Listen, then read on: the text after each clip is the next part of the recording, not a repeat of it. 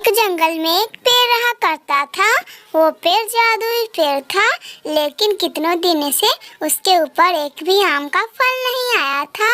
इसलिए कोई भी पक्षी उस पेड़ को अच्छा नहीं समझते थे। एक दिन उस पेड़ के सामने कौवे उड़ के आते हैं। अरे अरे कालू और गोरी, मुझे बहुत जोर की प्यास लगी है। प्लीज मेरे लिए जाओ और नदी पर से पानी ले आओ। कुछ दिन में मैं फल देने वाला हूँ, वो भी बड़े बड़े आम के फल। तुम भी खाना और ये फिर तुम्हारा ही हो जाएगा। जाओ जाओ। अरे अरे छोड़िए कालू जी, इस पेड़ को छोड़िए। इस पेड़ के चक्कर में मत पड़िए। ये पेड़ कितनों सालों से मैं देख रही हूँ, ये पेड़ ऐसे ही खड़ा है, ना एक भी फल दिया है ना कुछ, और बोलता है पानी पिलाने के लिए। नहीं पिलाओ इस पेड़ को पानी। इस पेड़ पे तो फल होता नहीं, फालतू में ये बोलता रहता है। अरे हाँ हाँ गोरी, तुम सही कह रही हो। इस पेड़ को पानी पीना रहता है, इसीलिए ऐसे बोलता है इतने प्यार से, वरना ये थोड़ी ना बोलता। इस पेड़ पे तो कितने दिनों से फल नहीं आया। चलो हटो हटो, जाओ जाओ, हम लोग तुम्हें पानी नहीं पिलाने वाले। इतना कह के कालू कौवा और गोरी कौवी वहाँ से चले जाते हैं, और बेचारा वो पेड़ तकता ही रह जाता है, और गोरी कौवी कालू कौवा वहाँ से चले जाते हैं। थोड़ी देर बाद उस पेड़ के सामने से टुनटुनी चिड़िया गुजरती है। पेड़ टुनटुनी चिड़िया को आवाज लगाता है। टुनटुनी सुनो सुनो, इधर आओ, मुझे बहुत जोर की प्यास लगी है। आओ इधर टुनटुनी। टुनटुनी चिड़िया उस पेड़ के पास आके बैठ जाती है। अरे अरे चिड़िया चिड़िया, मैंने अभी कौवों से कहा मुझे थोड़ा पानी पिला देने के लिए, वो लोग नहीं पिलाए। जब मैं फल दूंगा ना तो उन लोगों को आँख में भी सटने नहीं दूंगा। जाओ चिड़िया, प्लीज तुम मेरे लिए पानी ला दो। अरे अरे हाँ पेड़ जी, मैं जाती हूँ और अभी आपके लिए पानी लेकर आती हूँ। आप चिंता मत कीजिए, अब से मैं आपका रोज रोज ख्याल रखूंगी। इतना कह के टुनटुनी चिड़िया वहाँ से नदी पर पानी लेने चली जाती है। टुनटुनी चिड़िया पानी लेकर आती है और उस पेड़ को पिला देती है। ऐसे कितने दिन बीत जाते हैं। प्यारी टुनटुनी चिड़िया रोज रोज उस पेड़ का सेवा करती और रोज रोज उससे पानी देती। ऐसे ही एक महीने और बीत जाते हैं। आखिरकार वो दिन आ ही जाता है जब उस पेड़ पे बड़े बड़े आम के फल थे। टुनटुनी चिड़िया ये देख के बहुत खुश हो रही थी। भगवान, मेरा मेहनत सफल हो गया। अब मैं रोज रोज दाना लाने नहीं जाऊंगी और इसी पेड़ पर से आम का मीठा मीठा फल खाऊंगी और बहुत मजा आएगा। हे भगवान। और कालू कौवा और गोरी कौवी बात कर रहे थे। अरे कालू जी, मैंने सुना है कि उस पेड़ पे बड़े बड़े मीठे मीठे आम के फल लग गए हैं। चलिए चलिए, हम लोग अभी वो आम के फल खा कर आते हैं। इतना कहते ही कालू कौवा और गोरी कौवी उस पेड़ पर से आम का फल खाने चले जाते हैं। अरे कौवो, तुम लोगों ने उस दिन मुझे पानी नहीं पिलाया था, इसीलिए इस फल पर बस टुनटुनी चिड़िया का अधिकार है। तुम लोग भागो यहाँ से, वरना मैं तुम लोगों को पीट दूंगा। अरे नहीं नहीं, पेड़ पेड़ हम लोग नहीं भागेंगे।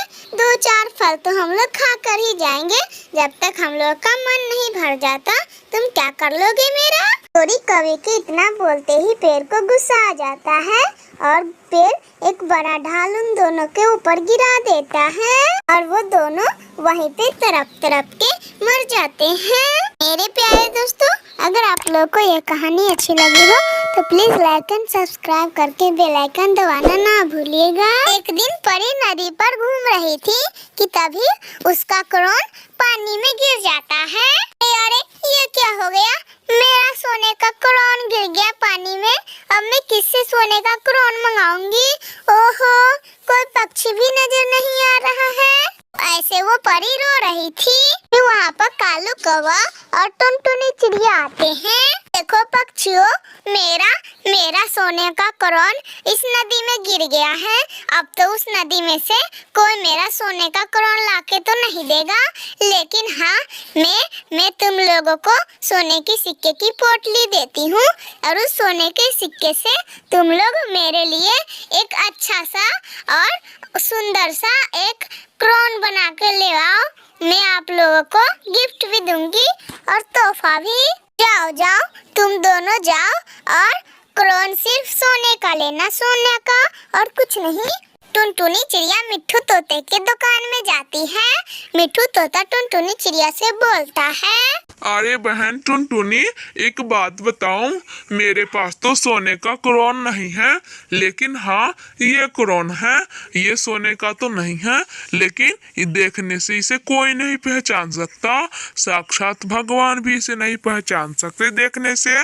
तुम इसे ही ले जाओ, आधी दाम में मिल जाएगा ये आपको। नहीं नहीं दुकानदार भैया, मुझे ये सोने का चाहिए, ये नकली सोने का नहीं चाहिए। मुझे क्रोन बस सोने का चाहिए, मैं दूसरे दुकान में देख लूंगी। ऐसा कह के टुनटुनी चिड़िया वहाँ से चली जाती है। टुनटुनी चिड़िया सीधा दूसरे जंगल जाती है। टुनटुनी चिड़िया के जाने के बाद उसी दुकान पे कालू कौवा आता है और सारी बात बताता है। दुकानदार फिर से वही बात बोलता है, देखो कालू भाई, मेरे पास तो असली सोने का क्रोन तो नहीं है, लेकिन हाँ ये क्रोन है जो हूबहू असली सोने का जैसा लगता है। इसे कोई नहीं पहचान सकता, स्वयं इसे भगवान भी नहीं पहचान सकते कि ये असली है या नकली। तुम इसे ही ले जाओ, इसे सोने का आधा दाम में बिक जाएगा ये। तुम इसे ही ले जाओ, ये अच्छा भी लग रहा है, सोने के क्रोन से ये कहीं ज्यादा अच्छा है। तुम इसे ही ले जाओ। अच्छा ठीक है दुकानदार भैया, आप इसे ही पैक कर दीजिए, ये बाकी सोने का सिक्का मेरा हो जाएगा। इसी को ही पैक कर दीजिए।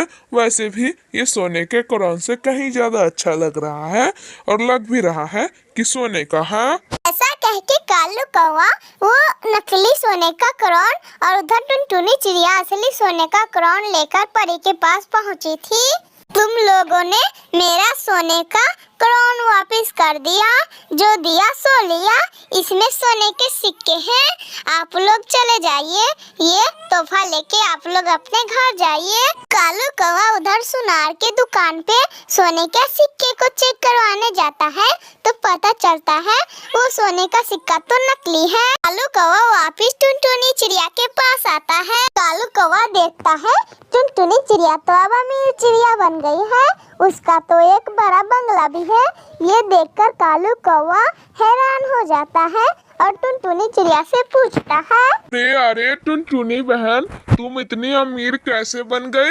वो परी मुझे नकली सोने के सिक्के दे के चली गई, पता नहीं वो कहाँ चली गई, लेकिन वो मुझे नकली सोने के सिक्के दे के चली गई। लगता है तुम्हें असली सोने का सिक्का दे के गई है वो। कालू भाई, इसका मतलब आप भी उसे सोने का क्रोन नहीं नकली क्रोन दे आए हैं, इसीलिए वो परी बोल रही थी जो दिया सो लिया, आपने उसे नकली क्रोन दिया। और कालू भैया, वो परी आपको नकली सोने के सिक्के दे के चली गई, बात बराबर हो गया। आप अपने घर चले जाइए। लिए कालू भैया, लालच करना बुरी बला होता है, मैंने नहीं लालच किया, मेरा बड़ा घर भी बन गया और मैं खुशी से जिंदगी भी बिताती हूँ। मेरे प्यारे दोस्तों, अगर आप लोगों को ये कहानी अच्छी लगी हो तो प्लीज लाइक एंड सब्सक्राइब करके बेल आइकन दबाना ना भूलिएगा।